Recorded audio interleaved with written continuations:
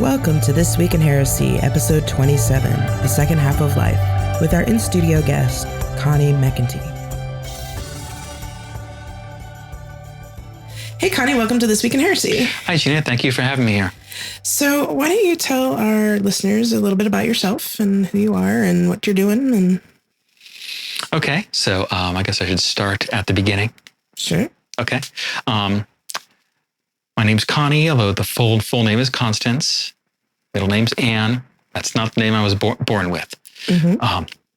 When I was born, I was visually examined. They decided I was a boy, and my name was David William. Mm-hmm. And then, I had a feeling early on that something wasn't quite right. I remember I was very young, probably between 5 and 7 years old, and I thought something along the lines of, oh, well, I was born a boy. I'll just have to be a boy. Puberty would be an interesting time in which I would think I must just be so attracted to girls that I fantasize about being one from time to time. So then fast forward towards the end of high school, actually right after high school, I am now married. I am a husband and a father to be, and I pretty much stopped thinking about gender. I pretty much stopped thinking about what my personal goals and wants were because I had a family to provide for. Mm-hmm. So now let's skip forward many years later.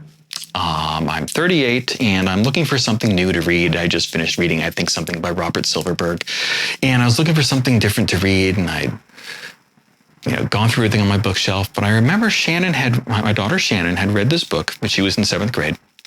So this was probably back the year before. It was a very interesting book. It was called Luna by Julianne Peters. And I remember reading about it in a newspaper, because the book was about a transgender teen. And I remember thinking that Ms. Peters must have caught hell for writing a book like this. Probably. Because it wasn't about how awful this was. It was just about this person's life. So I asked Shannon, what did you think of that book? She found it in her school library of all places. So she read it and That's said that by itself. Yeah, it is, that you would find a trans young adult novel in a middle school library. Yeah.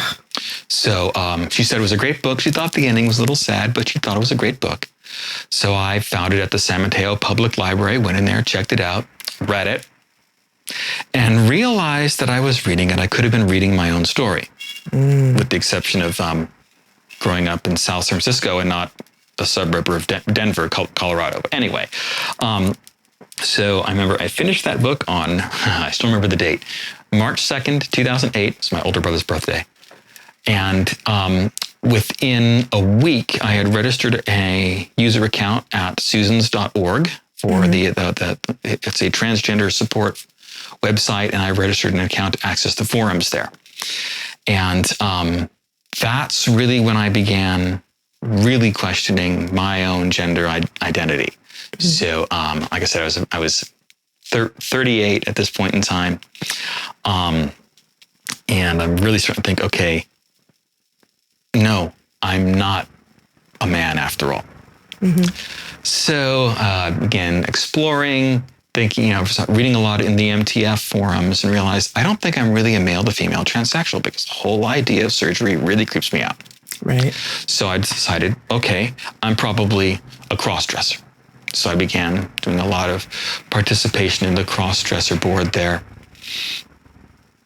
But what I found among that board was that it's primarily for persons whose gender identity kind of matched what they were designated at birth, but they found some type of fulfillment in expressing in the opposite gender. For the most part, it was men. Quasi-cisgender. Yeah, quasi-cisgender. For the most part, the membership of that particular group was men who cross-dressed as women. Mm-hmm. There were, I think, a handful of women who cross-dressed as men.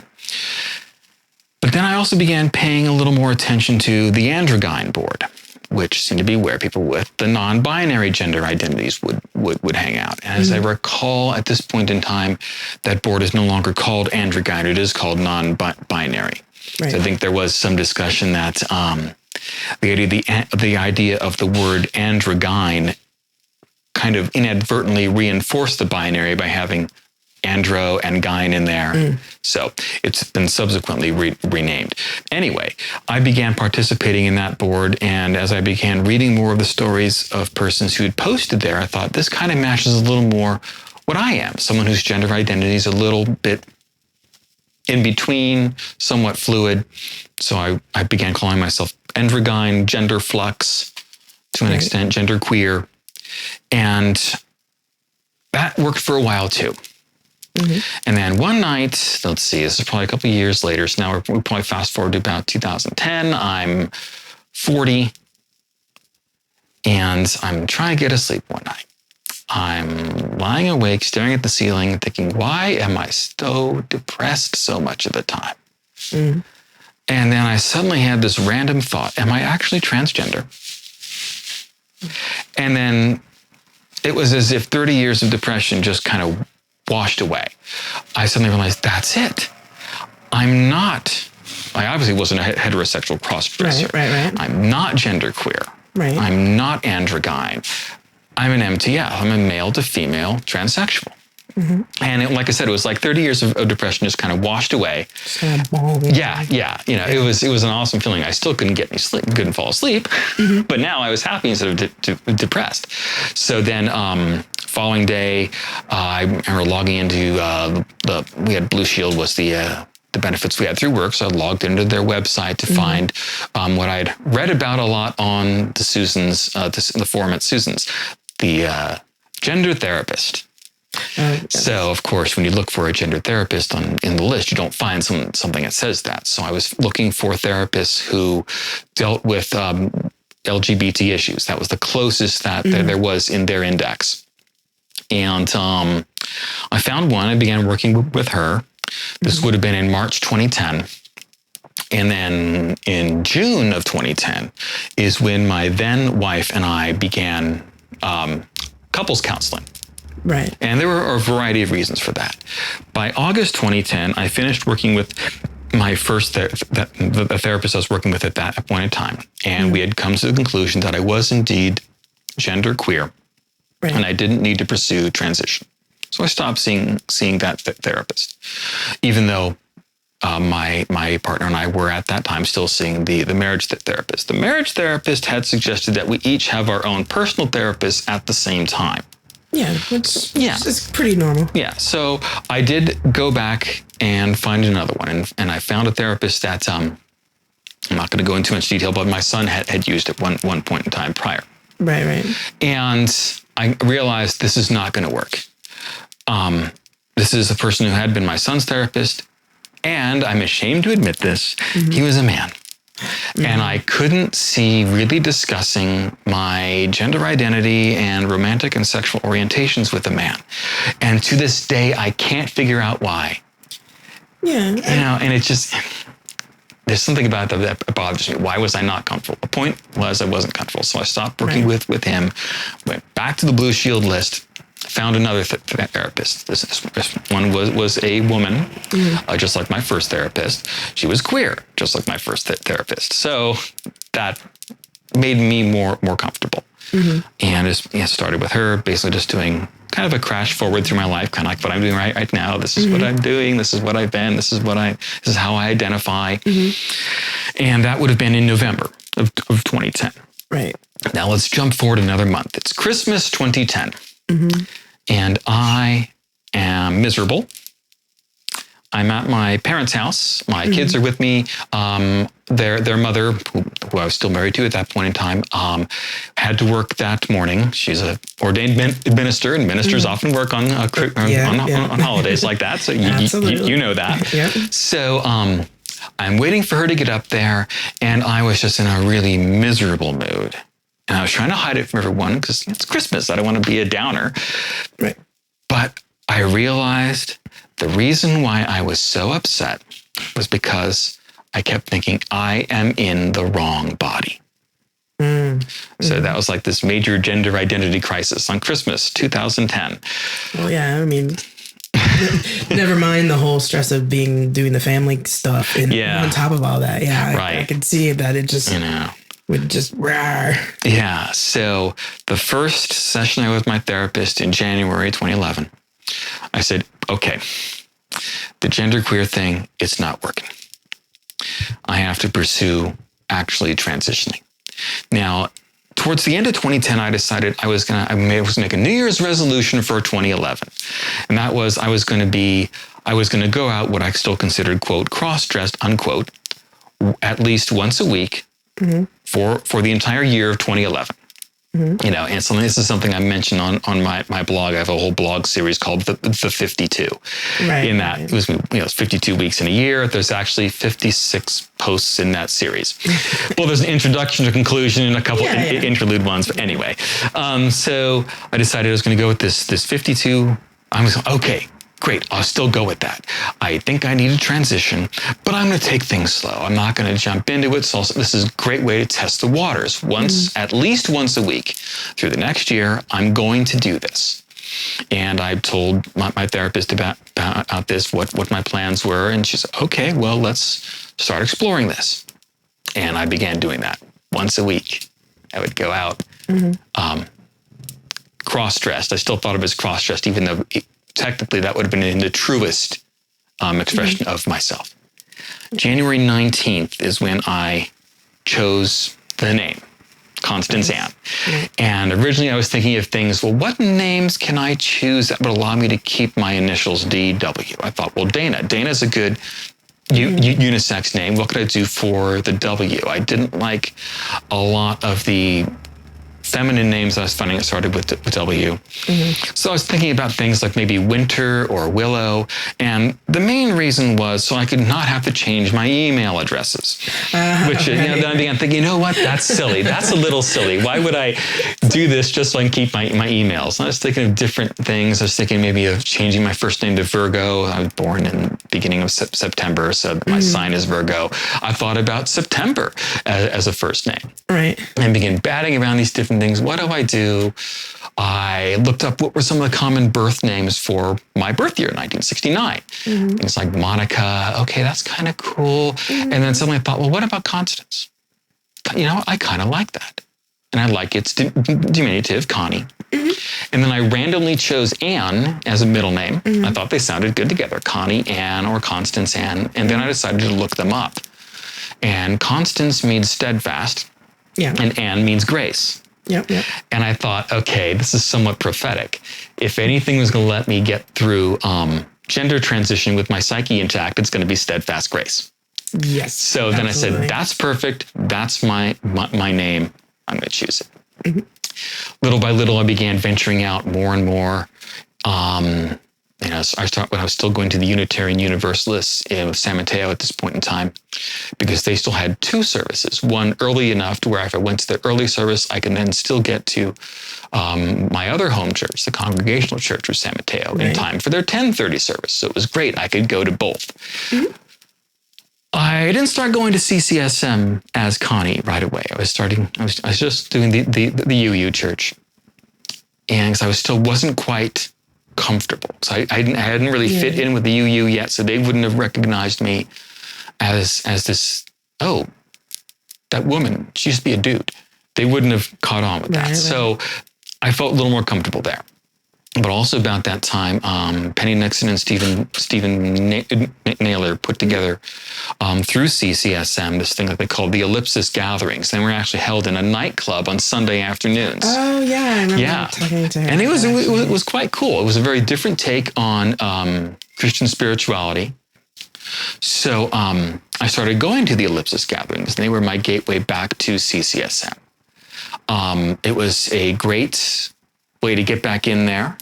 It allowed me a way to ease in, because I was still somewhat uncomfortable with this. And there was one of the associate pastors of the church, Jerry Handy, came up to me one day and said, do I know you? And I was certain she recognized me. And I said, yes, I think you do. And she said, yes, I think I know your children. And I just thought this was a really skillful way to say, I recognize you, but I want to meet you. And as I introduce myself. And at that same gathering, this another friend of ours, someone who Shannon had babysat this person's daughter again and again and again, came up to me and just started making small talk. And I'm wondering, does she recognize me? Because she's not asking me anything that would suggest this. She's just, hi, how are you? And she's talking. We're just making small talk. And then all of a sudden she says, so how's Shannon? Again, it was this really skillful way to say, I recognize you and I want you to feel welcome here. That's very cool. Yeah, it was really, really cool. Because that's not exactly common. Yeah, I know.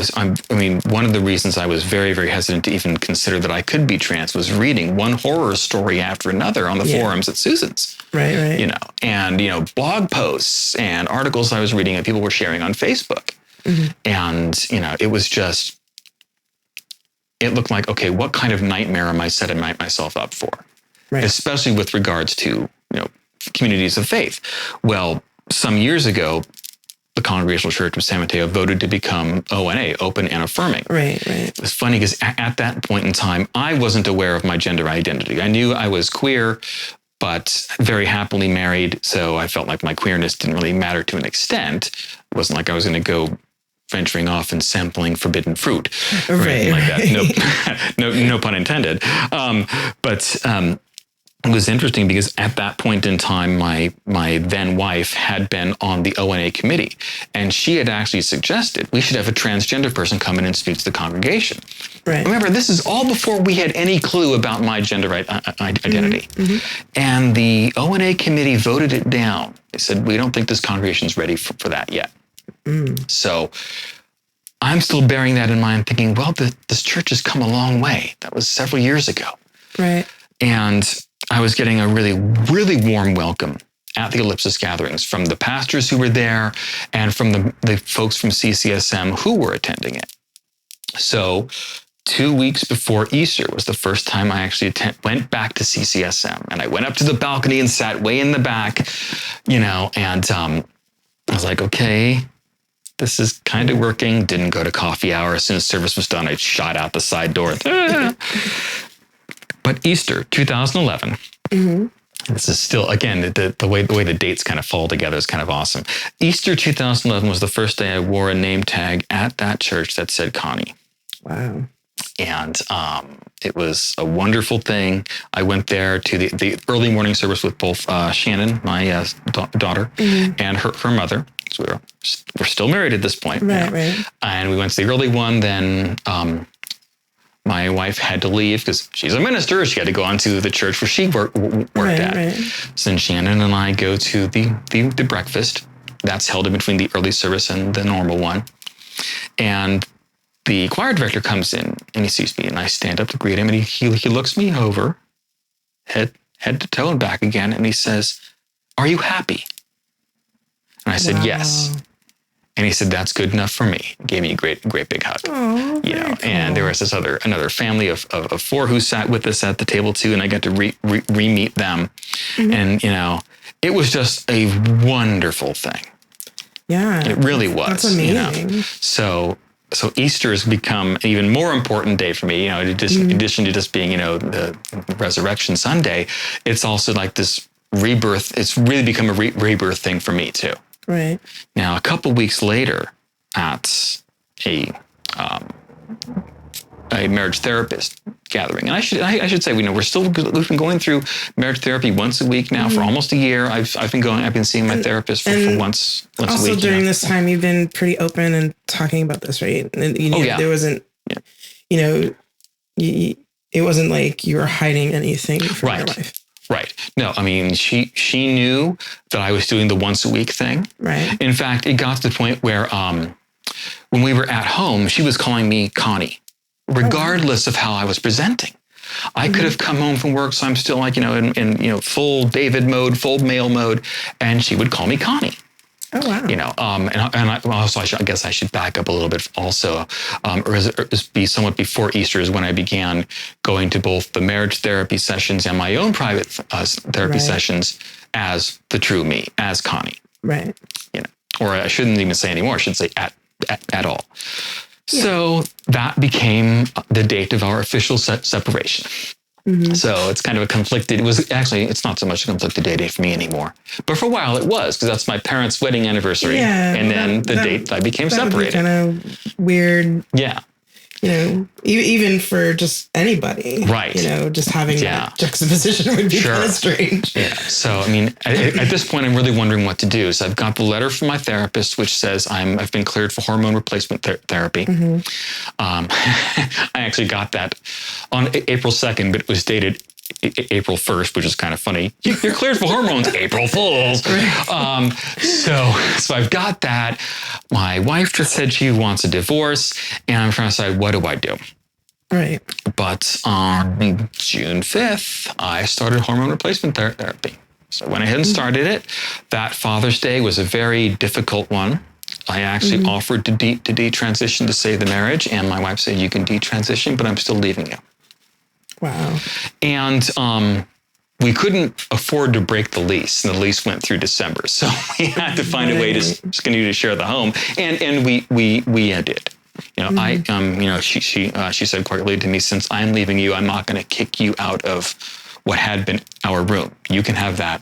While Shannon is at college, I'll sleep in her room, and during the summer, I'll just sleep on the couch downstairs. Wow. So. It was rough. That was a really rough summer. Yeah. And even through that, it sounds like your partner was pretty supportive of you as in your transition. Yeah. I had difficulty seeing it that way at that point in time. But I can look back and say, this really was one of the kindest things she had done for me, really. Because it allowed me to pursue my true identity and the true expression of that identity. Now, that was a tough summer. I bet. And, it was in early August when was as soon as we could actually file for divorce. You have to be separated for X number of days before you can file for divorce. So in early August, the papers came and I signed them, and we found this service that would do basically, a very simple divorce, because we didn't have any assets to fight over. We were renters. We were borrowing a car from friends. Right. The funny thing about the car is, for years and years and years, we had one lousy car after another. And the joke was to my wife was that if you leave me, woman, I'm going to make you keep the car. Because we used to joke we were carriers of automotive leprosy. They would just fall apart around us. So when the divorce came, she kept the car. And I still think I got the better end of the deal there. But anyway, so I survived that summer, literally survived that summer, thanks to a Zen priest, 2 therapists, and a Christian minister. I think I am going to go ahead and drop names here. My therapist was Alexandria Hodis. Great therapist. Diane Marquez was our marriage therapist. Sarita Tamayo Moraga was the Zen priest who talked me down. And again, Reverend Jerry Handy from the Congregational Church of San Mateo. Excellent. The 4 of them literally kept me alive. I was wondering, how should I word the note? The notes, plural, obviously, because I would have different notes for my kids than I would have, say, for my parents and brothers. I was really planning all of this out. Yeah. When was I going to do it? How was I going to do it? Where would I do it in such a way that would inconvenience the fewest number of other people? Like, who's going to find me, And it was really hard. Yeah, I understand. I understand that when I've been in that position myself. So. And that space. Long story short, obviously I didn't kill myself, because we're sitting here having this conversation. Thank goodness. And my wife and I did actually go out for dinner on the night of our 23rd anniversary. Oh, wow. We still went out to dinner, and we gave each other cards, which pretty much said the same thing, that we wouldn't have changed anything in the past 23 years. We basically became engaged 2 months into our senior year of high school, November 9th, 1987. We were married September 18th, 1988. So we were high school sweethearts. I had been 19 for 11 days when we got married. She had been 18 for almost a month. Wow. And so we in a way, we had kind of grown up together. But we still went out for our 23rd anniversary, and it was a very interesting, quiet, bittersweet thing. And then we went home and went back to the way we were kind of living, which was we were sharing a home, but not exactly. Yeah. And then, it gets towards the end of that year, and that's when we physically separate. Mm-hmm. That would have been towards the end of the year because the lease was going up. Right. So what was going on with your kids at this time? Because I don't think it was quite easy for them either. It was interesting. If we back up to March 2010, when I came home that night from that first therapy session, I missed my connecting train from BART to Caltrain in Millbrae, so I was getting home really late. And my wife at that time was working at San Francisco night ministry, so she had left for work, but she told our kids, okay, your father is seeing a therapist. He'll be home later. So I'm coming home and I'm walking out the way. Oh, the lights are on. And it's not the lights in the kids' rooms upstairs. It's downstairs. Mm-hmm. They're waiting for me. Mm-hmm. Kevin would have been 20. Shannon would have been 18. Right. So I come on in and I say, hi, how you doing? And, we're just kind of, how's your day? That kind of stuff. And then they just kind of look at me expectantly because they want to know what's going on. I said, okay, well, just, I went to go see a gender therapist because I'm pretty sure I'm a male to female transsexual. Mm-hmm. And they're like, okay. And Kevin's question is, well, what would we call you? You won't be dad anymore. Mm-hmm. And then, so they kind of processed this. Shannon found it a lot easier to deal with than Kevin did. Mm-hmm. And what my first therapist had said, well, in a way that kind of makes sense because I was Kevin's first male role model and suddenly I'm turning into a woman. Right. Now, apparently he actually said to his mother at one point about my transition that he was uncomfortable with it. He wasn't sure why, but apparently he said, but if it makes dad happy, then I'm all for it. Wow. So then so now we go up to May 2011. We decided to wait until Shannon's semester is done to tell the kids that we're separating, that we're divorcing. And we did. And Kevin just said, okay, I'm not surprised, but I'm not happy. Yeah. He doesn't emote a lot. And I don't know if it's like just he doesn't strike me as a macho guy, so I'm not sure why. I think he's just very private about his emotions. Mm-hmm. Shannon was holding back tears and went to a room and called some of her friends. Yeah. And they eventually made peace with it. Was pretty much not a choice. Yeah. I went what we in the trans community call full time in September. So I usually take a week off vacation around my wedding anniversary anyway, right? So what I did is I told my bosses, okay, I'm still going to take this vacation when I will leave as David and come back as Constance. Mm-hmm. And while I was on vacation, they made the announcements to the team, the coworkers, and they changed my name everywhere they could in the systems, with the exception of course of payroll and things like that, because my legal name hadn't been changed yet. So work was fantastic, which was good because I felt like my home life was falling apart. Yeah. Because this person that I had pledged my life to was leaving me. Yeah. But the kids didn't hate me.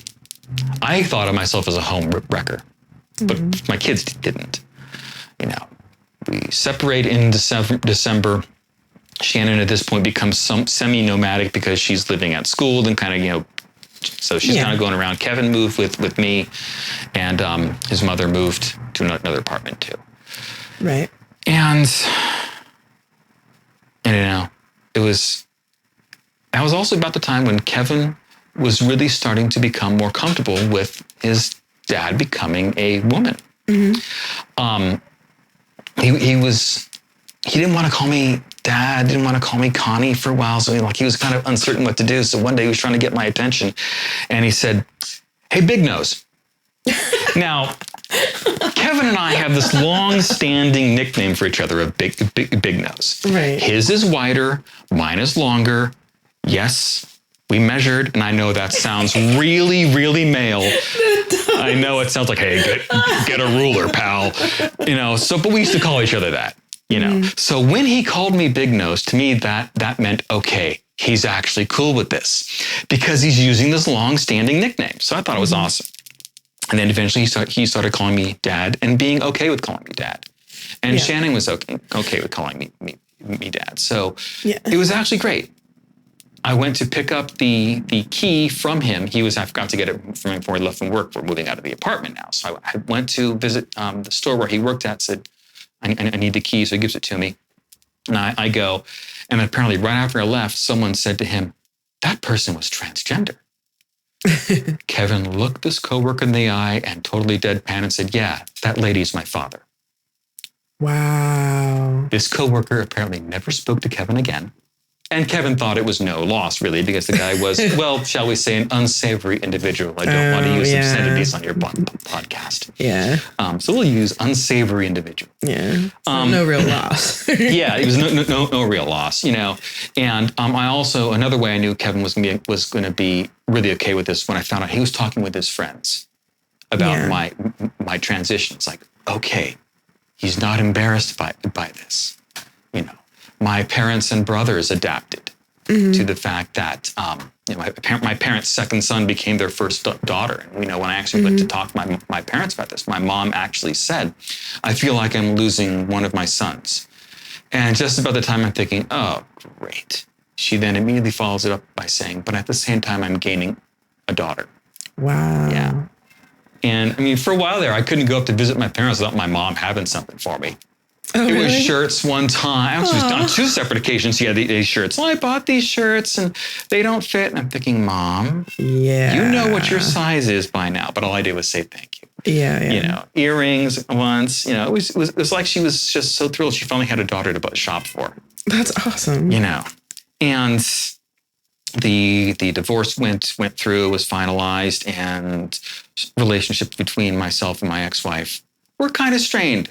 And for quite some time. And it took me quite a while to get to the point where I realized, it really was a gift. Her divorcing me was a gift because it freed me to be myself fully and completely. Right. And if that hadn't happened, I wouldn't be enrolled in seminary right now. That's true. Really, everything. It's surprising how much hinges around a single thing. Shannon, how was that book that you read? Oh, it was cool. I think I'll go read that. I read this book, Luna, and then It's like, that's my story. Yeah. Shannon spontaneously says, "Hey, can I go with you to Angel Island?" I was going to go to Angel Island in summer. I had taken some time off for the solstice summer solstice in 2011. I'm going to go to Angel Island. So she came with me. Right. And as luck would have it, this is, of course, the San Francisco Bay Area. The fog was down to the bay. Of course. It was so foggy, it was misting. So we're on the foredeck of the ferry on the way and we're getting like water in the face. It was awesome. And we ended up not hiking too much on the island. And instead, Shannon was asking me all these questions about nature-based spirituality and Wicca and in particular and paganism in general. So later that year, I thought, hey, want to go to PantheaCon next year? Yeah, sure. So I registered us for PantheaCon, and that's, of course, where I met you and Philip and everyone, the Circle of Caradwin and everything. And yeah.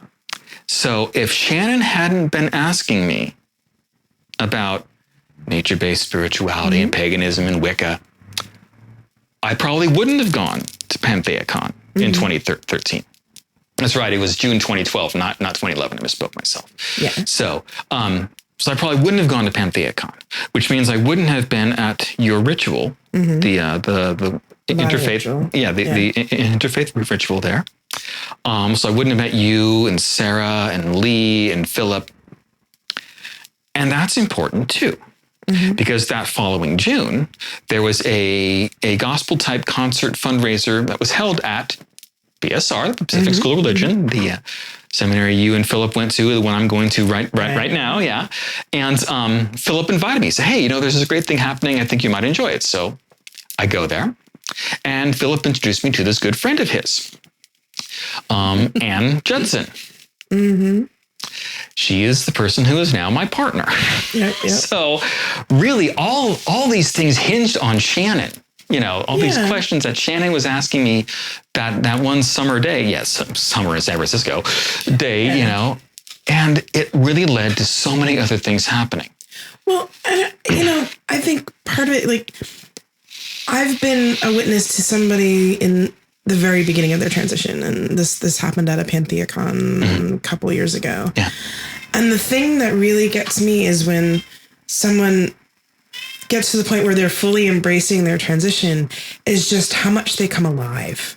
Yeah. And that's a great way to just describe open up, and then their life just happens, and just like it just kind of explodes, especially if they are able to transition in a space where they can find a place where they're accepted. Yeah. And, meeting you and Lee and Philip, and then, learning more about you and the Circle of Caradwin, and learning about foreign ministries. I mean, Philip invited me to partake in the Transgender Day of Remembrance that 4M put on in 2013. Yep. And that was another really formative event for my spiritual development, and I guess you could say ministry too. Right. Because it was then where we were working on that, and people, every time I would go up to PSR for another rehearsal, people would say, okay, and when you start next fall, you want to take this class from this professor. And I'm like, who the hell's starting seminary? It ain't going to be me. Ha, ha, ha. I laughed when you told me that you were applying, and I was just like yeah, I kind of figured that one. I should have seen it coming. I mean, when my wife years ago was first enrolling in PSR, and I was learning about it, I was thinking, well, this sounds kind of cool. I wouldn't do an MDiv though. I wouldn't be ordained. I don't want to have that kind of responsibility. You could really screw somebody up. I might do the MTS though, the Masters of Theological Studies. That would be cool. 10 years later, here I am. So just finished my first semester of seminary. Yeah. So the TDOR comes November 20th, and it was a very difficult, but at the same time a very helpful thing to be a part of the community that I ended up meeting up there, and begin working with, and then 4 days later, back at my home church in San Mateo, I'm being rebaptized. Yeah. Basically, something had happened at PantheaCon in 2013 in February, led me to have both a pagan rebirth ritual and a Christian rebaptism renaming in November, 9 months after PantheaCon. And 9 months is a symbolic thing there. And when Reverend Penny asked me the baptismal promises, one of them being, I can't remember the exact wording now, but it was something along the lines of, do you promise that you will see the good in all persons? And as I responded saying, I will with the help of God, I knew then that I had to mean it. And that was like the final straw that broke the camel's back. And that's when I started spending a lot of time at the PSR website. Finding out, okay, what's the application process? Okay, I need letters of recommendation. Who am I going to ask? And then on Ash Wednesday, 2014, I got the email saying I've been accepted. Yep, I remember. Yeah, and it was, and the rest is history. Here I am now. I just finished my first semester of seminary. I got accepted on Ash Wednesday. Yeah. And then I think it was like a week later is when PantheaCon was about to start, and that's when you in the circle gave me my first degree initiation. And then summer just before starting at PSR is when I was given my second degree initiation. So here I am. I am a second degree Wiccan priest. I am a first year seminarian, and none of this could have happened if I didn't begin gender transition. Yeah. I have got a partner who I am completely devoted to, and who is completely devoted to me, and that wouldn't have happened if I hadn't begun gender transition, even though gender transition at least seemed to cost me a partner. Yeah. The person who had been my wife, the mother of my kids, was the person who was the partner for David. And I'm not David anymore. Right. Yeah. So. And you're still friends, though. Yeah. In fact, just a couple days ago was our daughter's 23rd birthday, and Shannon was very clear that she wanted not only me and her mother and her brother there, and her boyfriend. She also wanted my current partner, Anne. She wanted Anne to be there too. Oh, very nice. And Anne and my ex-wife got along great. They were, my ex-wife was very friendly, and this is kind of what I was expecting. She is in spite of the fact that we are no longer married. Yeah. She bears me no malice. She genuinely wants me to be happy, and that's why she divorced me. Now, at the time, it didn't make any sense. If you want me to be happy, why are you divorcing me? That is a trauma to go through. Because it's, you're sundering a relationship that you thought was going to last for a long time. Right. So. But it worked out to be the perfect thing. Mm-hmm. And now I have someone who can be partnered to me as I really am meant to be. And it's quite an extraordinary story, really, because if you read a lot more of what people write about their own transition stories, is that stories like yours, where now they're becoming more common, where, you have acceptance, you have pretty much acceptance at work, you can transition at work, and, the situation works out with family and friends and everything. That's not always the case. Yeah. I mean, I know a lot of folks. This is what they've gone through is just the opposite. I have been incredibly fortunate to have such a smooth transition. Have to have family pretty much roll with it. Mm-hmm. There are folks in the transgender parent support group that I go to. That hasn't been the case for them. Right. Very bitter divorces. At least one where when the trans woman and her partner first got together, it was known that this person was going to transition eventually, saying, okay, I look like a dude for now, but I'm going to transition. Right. And the person going in, okay, that's cool. And then once it begins, it's like the reality sets in and becomes too much. Yeah. And I've heard that's pretty common. That does seem to be the common one, yeah. Transgender people who are married. Yeah. I'm following this fascinating blog called Accidentally Gay. Uh-huh. I believe, I'll have to look it up, but I believe the URL is accidentallygay.wordpress.com. Yeah, and we'll have it in the show notes. Okay. It's written from the point of view of a man who 22 years into his marriage, the person who he thought was his wife said, I'm FTM, female to male, transsexual, I need to transition. Mm-hmm. And so, okay. Then that makes me accidentally gay. And they have stayed together. Mm-hmm. So, and it's like, that's beautiful. Mm-hmm. And it works because his orientation and such is able to support this, mm-hmm. that they are still able to be married through the transition. And that seems to be, I don't want to say it's even rarer than the relatively easy divorce that my former partner and I had, but it is something that I come up against every now and then. Mm-hmm. That there are couples where one partner has to transition, and the other one says okay, mm-hmm. and maybe they transition to a celibate marriage, right? But that's what works. Yeah. So, but I am supremely aware of just how lucky I am. How blessed mm-hmm. I've been to have, kids who are like, okay, yeah, Dad's a woman now. Had to have brothers who say, okay, we have a sister now. Mm-hmm. Have parents say, we have a daughter now, and have everyone pretty much run with it. And it's been really, really smooth. I went to an all-boys Catholic high school. Mm-hmm. And when my legal name and gender change was granted in early 2012, I then contacted the school and said, excuse me, it was early 2013. I get all the dates mixed up. Anyway, when my legal name and gender change was granted, I then contacted my former high school saying, would you please update your records? And I got confirmation that they did. Mm-hmm. So this all-boys Catholic high school has on record that a girl graduated in June of 1988. I went to my 25th high school reunion last year. Mm-hmm. And when I went there, of course, I'm wearing a skirt, I'm presenting as I truly am. Mm-hmm. And they had printed up name tags for us that had our senior portraits on them.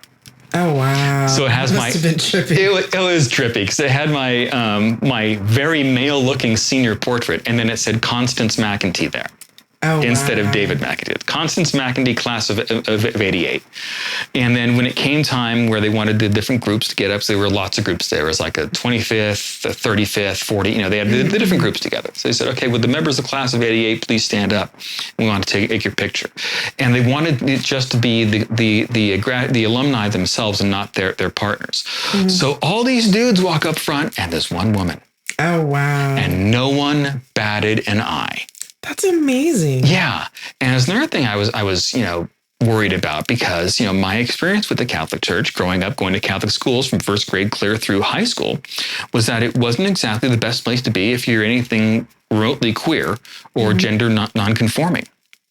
And of course, just because this one school ran with it doesn't mean that it's all the churches would or. But it's pretty amazing that they did. They did, yeah. And I'm wondering, do you think it's because there's more awareness of trans issues these days, especially in the last couple of years? Even I definitely think that's got to be part of it. I really, really think so. When I first heard about transgender people years ago, let's see, I probably would have been maybe 12 or 13. My older brother was telling me about this musician, Walter Carlos, who became Wendy Carlos. Yeah. And I just thought, okay, now that's just weird. What on earth would possess someone to want to transition from male to female? Guess what? Ding, ding, ding. Yeah, ding, ding, ding. Yeah, I know. What am I doing years and years later? But it just seems so strange. Growing up in, the late 70s and into the early 80s, and hearing a lot in the media about gay and lesbian people and it seemed like being gay was automatic death sentence because you were going to get fag bashed to death or you were going to get AIDS, right. And then I would hear about bisexuals. Well, that's even weirder. That's people like David Bowie and Prince and Mick Jagger. That ain't me. No, I'm not bisexual. I'm pansexual instead. So, growing up, especially in the Catholic Church, and the way it was presented, actually, I remember this specifically sophomore year religion class in high school. What we were taught, or at least what I learned, maybe that's not what they were teaching, but what I learned was that being gay in and of itself is not a sin, because being gay means you feel love for people of the same sex. Well, if God is love, love cannot be a sin because that would become blasphemous. Right. But since gay people cannot be married, and since same-sex interactions are expressly forbidden in the Bible, gay people are called upon to be celibate. I recently looked this up in the Catechism of the Catholic Church, and it does seem to be on par with what this school was teaching, with what the church in general teaches. Right. And to me, that actually seemed much more enlightened than a lot of what I was hearing in the news media at that time about what it meant to be gay. It wasn't good enough for me, but it seemed kind of not as judgmental as it could have been. Yeah.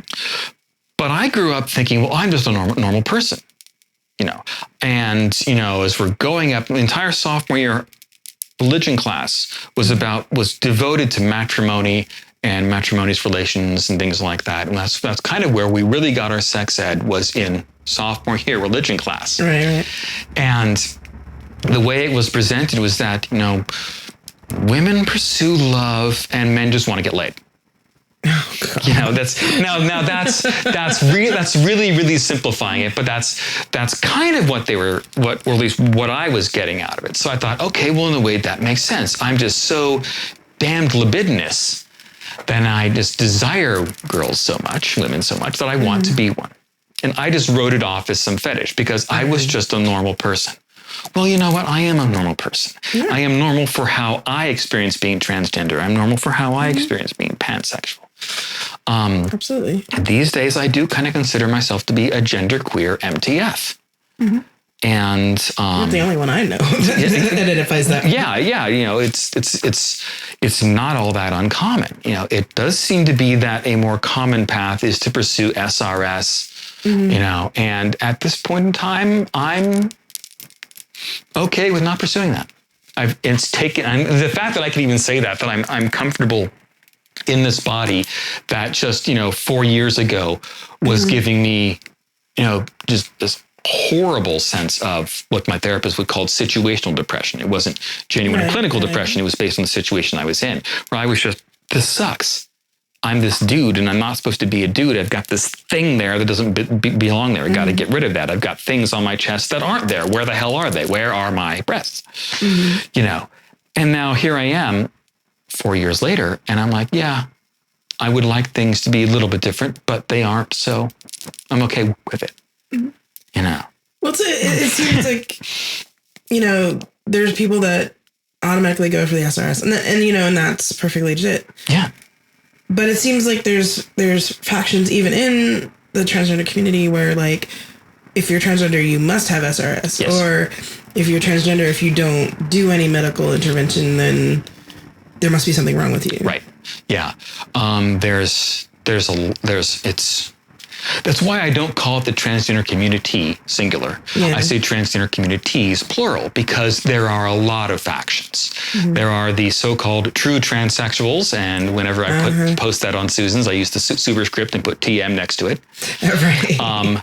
And there's an entire group that literally call themselves true scum. Yeah. TRUSCUM. I've encountered that. I'm like, what is this? And it's a title that they take willingly.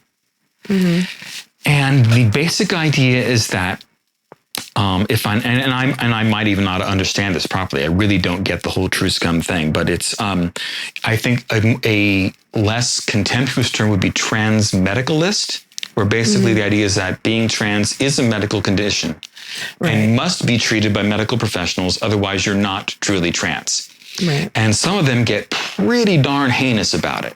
Yeah, I've read some of the stuff and I've heard some stories from different trans folks that I know, and it's just kind of like, yeah, you know, where I can only imagine what they would have to say about me calling myself a genderqueer MTF, right? And the things they've had to say about persons with non-binary gender identities are just absolutely abhorrent. Yeah, you know, it's completely invalidating. Well, it sounds up there with the rad femme. Yeah. The trans exclusionary radical feminist TERFs. Yes. Yes, I probably should have explained that better. But Same type of idea is that, you know, well, it's the women born women thing. Okay, so you're born a woman. What does that mean? Well, it means you're born and you're raised as a girl and socialized as female. Well, why does that happen? Well, because when you're designated female at birth, how do you get designated female at birth? Well, obviously it means you have a vagina. How is this not sexual objectification? Right. You know, because basically what that says to me is the defining characteristics of what it means to be a man or a woman are genitals. Yeah, and the whole point of the feminist movement is to not be defined by your genitals. Right. And, you know, it boggles my mind too. And you know, just identifying as whatever gender you wish to be, and how people really get bent out of shape if somebody doesn't present in a particular gender. Like if it's not a binary thing, people are like, oh my God, I can't handle this.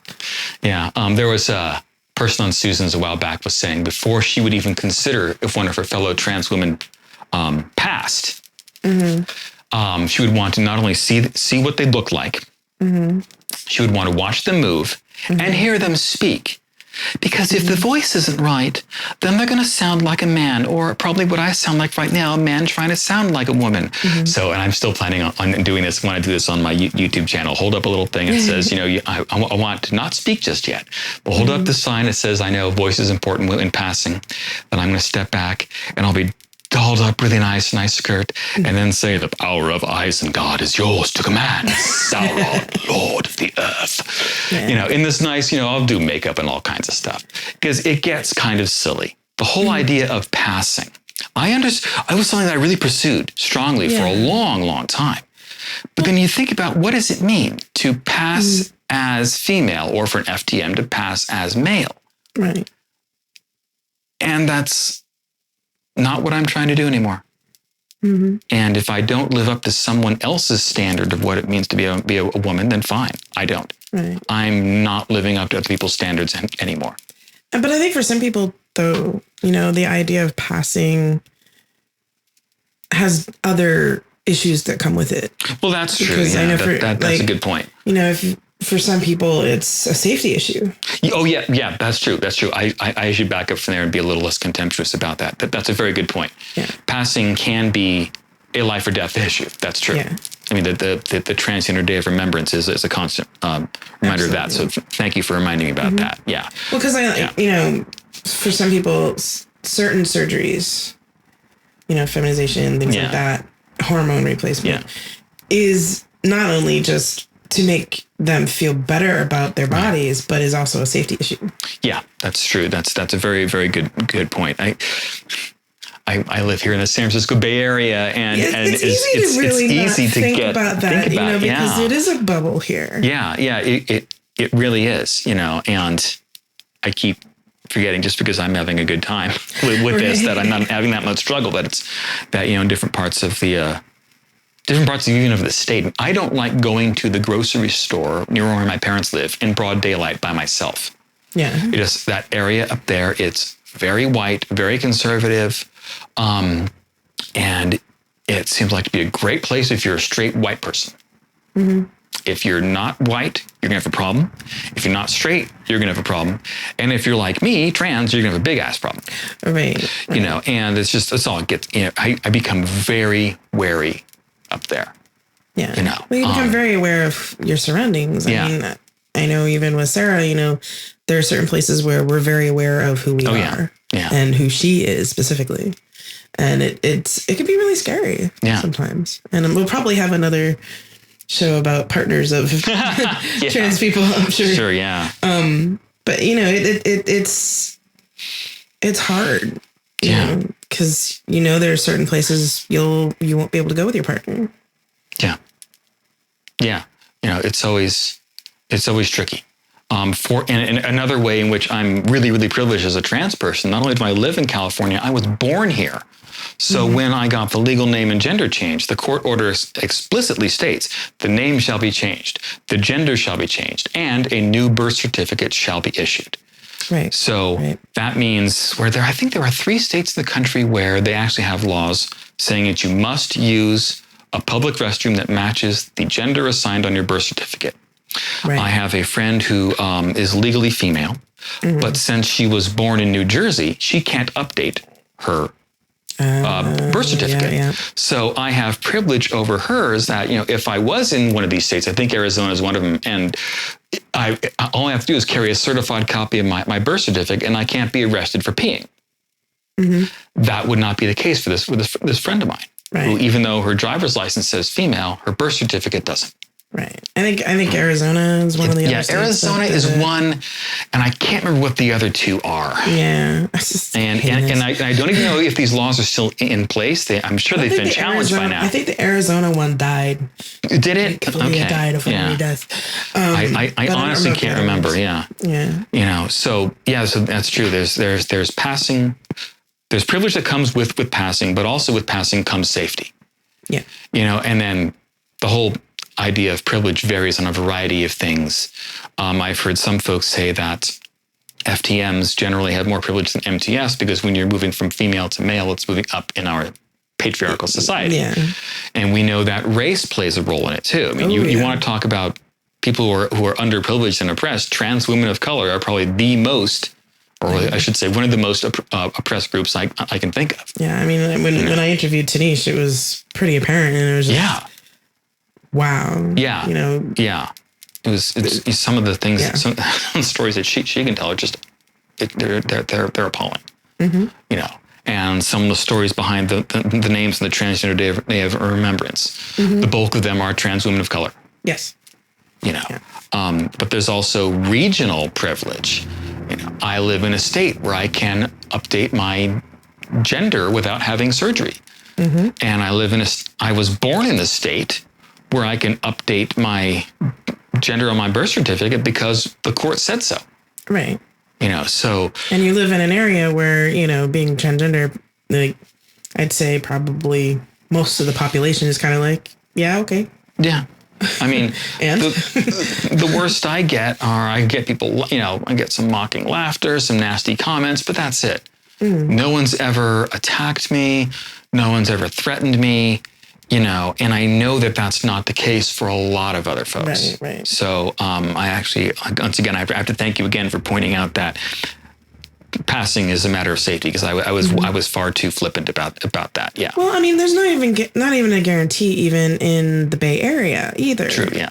Because you're talking about like the laughter and things like that. Because I've seen that happen, and not and it depends. And certain things depend on that, but it's like the microaggressions, and we talk a lot about it in other communities as well, like the fat community and Black community and everything. Sure. And it's not just one particular thing, or some a violent act or anything. It's the little tiny things that just add up. Right. Again and again and again. Yeah. And so like I see it with my wife. It's these little things that keep adding up. Sure. That make life difficult. And, granted, like I said, we live in a little bubble here, but, we're not completely immune. Right. Yeah. And Gwen Araro was murdered in Concord. Right. Now, people will say, well, that's kind of a conservative area, but it's also considered still to be part of the greater SF Bay Area. Right. Yeah. And, she'll never be more than 17. Yep. And it does happen here. Yep. So. Well, hopefully we'll have a day where. I've got the privilege of age too. I'm in my mid 40s. No one cares about me. I mean, in terms of harassment and that kind of stuff. What they see is another middle-aged trans woman. Oh, goody. Last thing the world needs, right? In older generations, it was much more difficult. Yeah, a lot. I mean, Christine Jorgensen had SRS 10 years before I was born. Wow. And she had been, she was a World War II veteran. Mm-hmm. So I can only imagine what she went through. Yeah. And she transitioned 10 years before I was born. Right. It was 1959 she had her surgery, I think. Yeah. So it's pretty amazing. We've come, and the changes that have happened just in terms of media and how media is portraying trans persons just since I read Luna back in March 2008. There's been a lot of changes just since then. In the last 5 years or so. Yeah. And it's really great. It's like this really great time to be trans right now. At least that's been my experience. And I know that hasn't been the experience for a lot of folks. Yeah. But the media representation is shifting little by little. And trans persons are still a butt of jokes and like sitcoms and things like that. That just happens. Yeah. I'm hoping that can change. I'm trying to help be an instrument of that change. Mm-hmm. But and I still haven't watched any of Orange is the New Black, and I guess I probably should. Bad trans women. Yeah, we haven't watched it either. So. And then there's I just heard about it. The Switch. I think it's supposed to be an online series. I think it's going to be starting. If it hasn't started yet, it's supposed to start soon. Mm-hmm. And that's going to have a variety of gender variant characters in it. I remember they were doing a Kickstarter earlier this year, and as I recall, they easily met their goal. So as I understand, the show it's either supposed to start airing soon, or maybe they're going to start working on it soon. Right. Well, there's also BioWare, who has a transgender F2M character in their Dragon Age game. I saw the video. I was like, wow, this is so cool. Yeah, Kevin was just telling me about that. When I went over to visit my kids last week for Shannon's birthday, Kevin was telling me about this. And he's all excited about it because he saw that there was this new character voiced by Jennifer Hale, and she does all kinds of voices. She can do all kinds of things. Anything from Miss Keene from the Powerpuff Girls to Ink from Batman Beyond. So I thought, oh, okay, she's voicing a dude. I could see that happening because she can voice anything. No, she's not voicing a dude. She's voicing a trans man. Which is amazing. That is amazing. They have a trans character. Yeah. And Kevin, who is very, very much a cishet male, thinks that this is utterly fantastic. He's been one of my fiercest allies, and he's just thrilled. He is just thrilled. Yeah. Well, I mean, like, I bought it and like, man, I wish I was a gamer. Yeah, right. I wanted to give them money. Like, shut up and take my money, but I don't game. Yeah. Crap.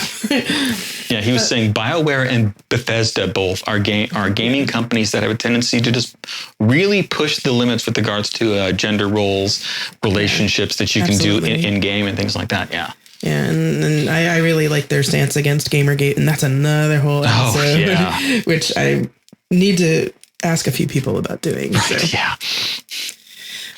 Well, we are out of time. Okay. I know we could talk a lot about this, and I'm sure we'll have other discussions about allies and things like that. So, if people want to get in touch with you, read some of your blog stuff. You can find me on Facebook as Connie and McEntee, and I'm sure they have my name spelled, my last name spelled right in the notes. I have a blog on WordPress, doubleinvert.wordpress.com.